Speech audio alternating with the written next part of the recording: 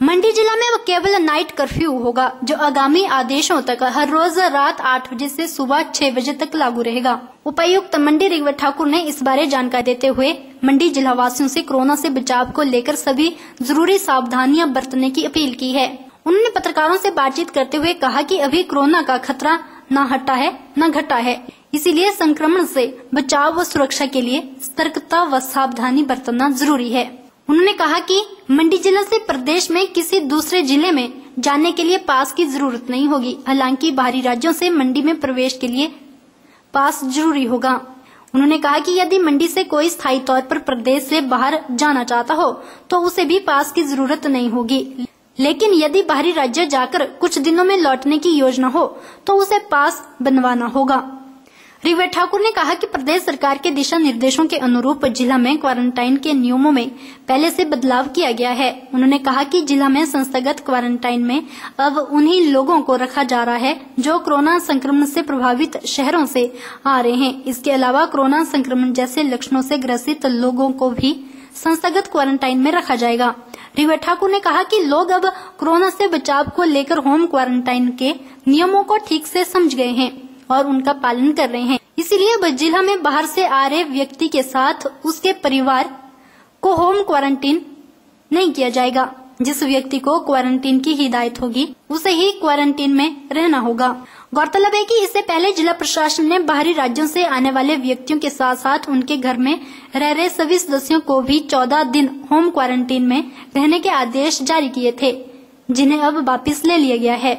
उपायुक्त ने कहा कि अभी विदेशों से आने वाले लोगों को 14 दिन क्वारंटाइन में रहना होगा। उन्हें 7 दिन प्राइवेट क्वारंटाइन में रखा जाएगा। उपायुक्त ने कहा कि जिला में 1 जून से सार्वजनिक परिवहन सेवा बहाल कर दी गई है।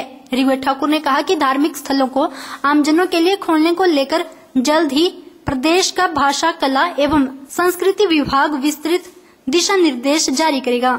ऋग्वेद ठाकुर ने कहा कि जिला में रैंडम सैंपलिंग की प्रक्रिया यथावत जारी रहेगी। उन्होंने कहा कि अब लॉकडाउन में जैसे जैसे छूट में इजाफा किया जा रहा है उसमें लोगों की जिम्मेवारी भी है कि वह प्रशासन को पूरा सहयोग करें और जिम्मेवारी का निर्वहन करें। इस कोरोना वायरस के दौर में जहां लॉकडाउन की घोषणा की गई थी मार्च में, उसको लेकर अब 2-2.5 महीने हो गए और हम अनलॉकिंग की तरफ बढ़ रहे हैं, जिसमें कि भारत सरकार ने अपनी कुछ गाइडलाइंस रिलैक्सेशन के निकाले हैं। साथ ही साथ जो स्टेट गवर्नमेंट है उन्होंने भी गाइडलाइंस निकाली है, जिसमें कि रिलैक्सेशन दी गई है और आने वाले दिनों में कुछ रिलैक्सेशन प्रपोज है।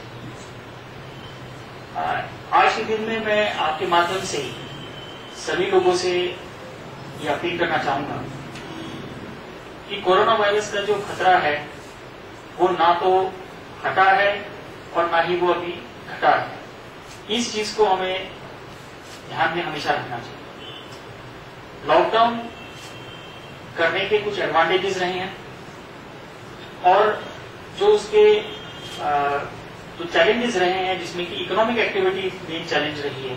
तो इकोनॉमिक एक्टिविटी को जिस तरह से बढ़ावा दिया जा रहा है, जिसमें कि लॉकडाउन की कुछ प्रोविजंस में रिलैक्सेशन दी जाती है, ऐसे करते हुए दोनों चीजों में बैलेंस हम मेंटेन कर रहे हैं और सरकार भी धीरे धीरे से उस तरह से आगे बढ़ रहे हैं।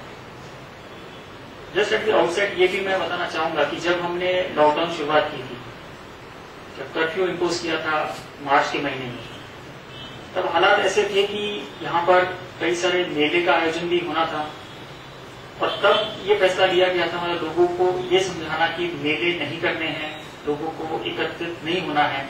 ये एक अपने आप में चैलेंज था। ओरिएंटल टाइम्स के लिए मंडी से आदर्श यादव के साथ ब्यूरो रिपोर्ट।